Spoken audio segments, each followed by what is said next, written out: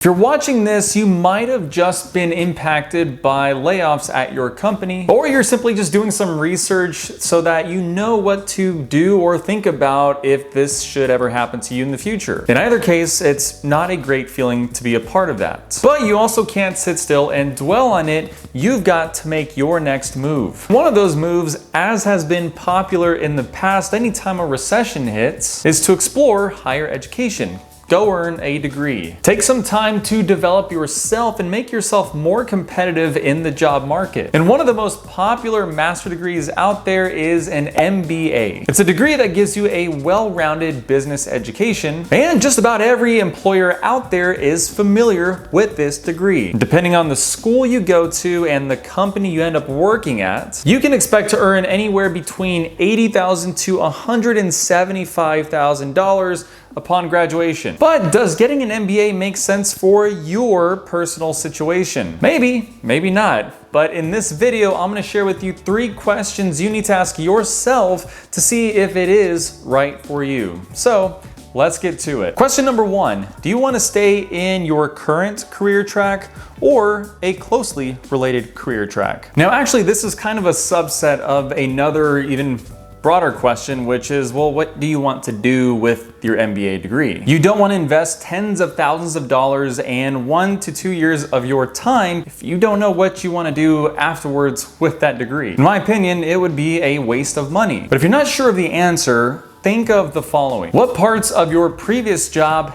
did you like? And then also, what parts did you not like? What are you good at from a skills perspective? For example, maybe you're good at accounting or social media marketing. What do you know a lot about from an industry standpoint? Maybe you've had experience in oil and gas, or maybe it's in tech. Then ask yourself, do you want to further develop those skills and in possibly the same industry? A place where you already have a good amount of experience. If so, combine that what you liked and disliked about your previous jobs, then go to glassdoor.com to search for roles and companies that you think you might be interested in that match those criteria. Now start looking at what those job descriptions are saying they require. Do you meet at least half of the criteria? If so, which presumably you do because you've had experience and you've had those skill sets, you've had that industry knowledge, then that's a good thing. Perhaps you don't need an MBA at all. Or maybe you'd benefit from getting an MBA from a program that is relatively inexpensive. And I've got videos on exactly that topic, so if that's something you want to learn a little bit more about, make sure to subscribe to my channel and check out some of my other videos. The bottom line here is, if you already have work experience and you want to continue down the same or a similar path, then an MBA may not be as beneficial for you. Question number 2 is, are you looking to make a career switch? This is where an MBA becomes a much more interesting option. Now, you'll still want to ask yourself what you liked and disliked about your previous jobs, but now you'll want to ask yourself, what skills do I want to develop? And what industries do I have an interest in? Now, a good approach might be to take the skills you are interested in that you've already had experience with and take them into a different industry, or take your industry knowledge that you already have and apply it to a different skill set. But maybe you want to go in an entirely different direction. Now, an MBA here will be very beneficial because it's applicable to a wide array of really business skills and industries. And during your time in the MBA program, you'll be able to network and connect with other people that are coming from all those different industries, some of which you might have an interest in. And I can't stress enough how important it will be to really network in the MBA program, especially if you want to do a career switch. But having an MBA is going to, in some ways, make up for a lack of experience because presumably you'd be going into a very different role. The MBA is going to be your foot in the door. But I'm sure you've noticed, if you've done any research whatsoever, for an MBA degree, you can spend anywhere from $10,000 for the entire program all the way up to $200,000.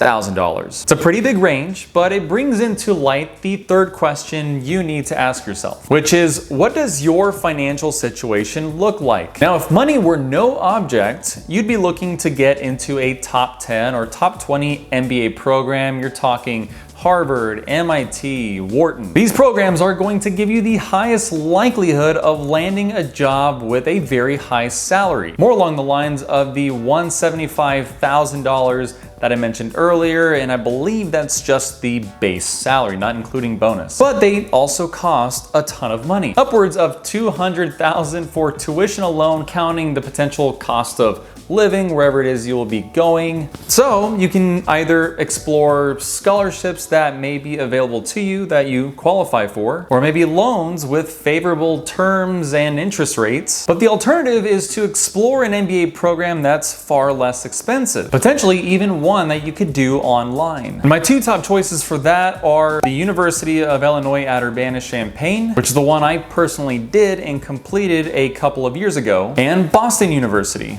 Both universities are fantastic. They're in the top 100 universities globally. They've got solid programs, a great alumni base, a lot of opportunity for networking, and these clock in at under $25,000 for the entire program. This is a fraction of the cost of most other MBA programs out there, and they're coming from two very prestigious universities. Now granted, you won't have the exact same job prospects as you would have from a top 10 or top 20 MBA program, nor should you expect those salaries. And you're gonna have to work a lot harder on the networking part of the equation because, again, these are online programs. But the opportunities are absolutely there, especially if you put in the effort. But maybe even that is unaffordable, and maybe scholarships and loans are simply not options. And perhaps an MBA is just not a good fit. But I'm not gonna leave you hanging. I know that you came to see if an MBA is right for you, but if it's not,